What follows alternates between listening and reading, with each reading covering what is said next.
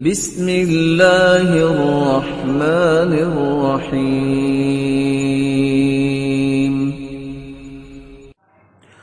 الحمدللہ رب العالمین والعاقبۃ للمتقین والصلاۃ والسلام علی سید الانبیاء والمرسلین، اما بعد۔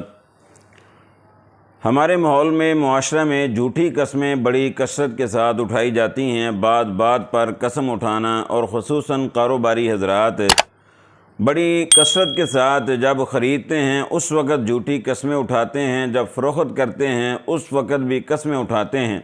رسول اللہ صلی اللہ علیہ وسلم نے جھوٹی قسموں کے بڑے نقصانات بیان کیے ہیں، جن میں سے دو تین آپ کے سامنے بیان کرتا ہوں۔ صحیح ترغیب میں حدیث موجود ہے۔ سیدنا عبد الرحمن بن عوف رضی اللہ تعالیٰ عنہ فرماتے ہیں کہ رسول اللہ صلی اللہ علیہ وسلم نے فرمایا، الیمین الفاجرۃ تذہب المال۔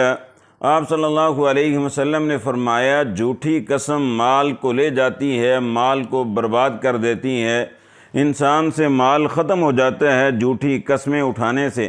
اور دوسری حدیث بھی صحیح ترغیب میں سیدنا ابو ہریرہ رضی اللہ تعالیٰ عنہ بیان فرماتے ہیں کہ رسول اللہ صلی اللہ علیہ وسلم نے فرمایا، الیمین الفاجرۃ تدع الدیار بلاقی۔ آپ صلی اللہ علیہ وسلم نے فرمایا، جھوٹی قسم شہروں کو، گاؤں کو ویران کر دیتی ہے۔ امام ابن اسیر رحمہ اللہ فرماتے ہیں کہ بلاقی، یہ بلقہ کی جمع ہے، ویران جگہ کو کہا جاتا ہے کہ یعنی جو انسان جھوٹی قسمیں اٹھاتا ہے تو اس کا گھر ایسے ہو جاتا ہے جیسے ویران جگہ ہوتی ہے، رزق ختم ہو جاتا ہے، برکت ختم ہو جاتی ہے، رحمت ختم ہو جاتی ہے، مال تلف ہو جاتا ہے، دن بدن انسان جو ہے وہ نقصان کی طرف ہی جاتا ہے، اور اللہ رب العزت نعمتوں کو تبدیل فرما دیتا ہے۔ فراوانی جو ہے، خوشحالی جو ہے وہ بدحالی میں بدل جاتی ہے، دن بدن انسان کے حالات جو ہیں نا وہ بگڑتے جاتے ہیں۔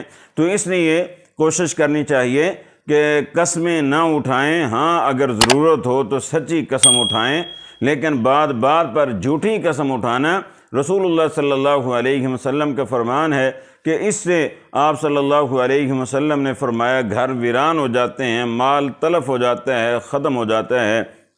اور دو تین واقعات میری آنکھوں کے سامنے ہیں کہ جس نے بھی جھوٹی قسم اٹھائی اور حقیقتاً ایسے ہوا، بڑے مالدار تھے اور مال ختم ہو گیا۔ بلکہ صحیح البخاری کتاب القسامہ میں ہے، سیدنا ابو طالب رسول اللہ صلی اللہ علیہ وسلم کے چچا جان کہ مکہ میں ایک قتل ہوا تو ان کے پاس فیصلہ آیا، اور اس قتل میں 50 لوگ شریک تھے۔ فرمانے لگے، یا تو 50 لوگ قسمیں دیں یا پھر جو ہے اس کی دیت دیں۔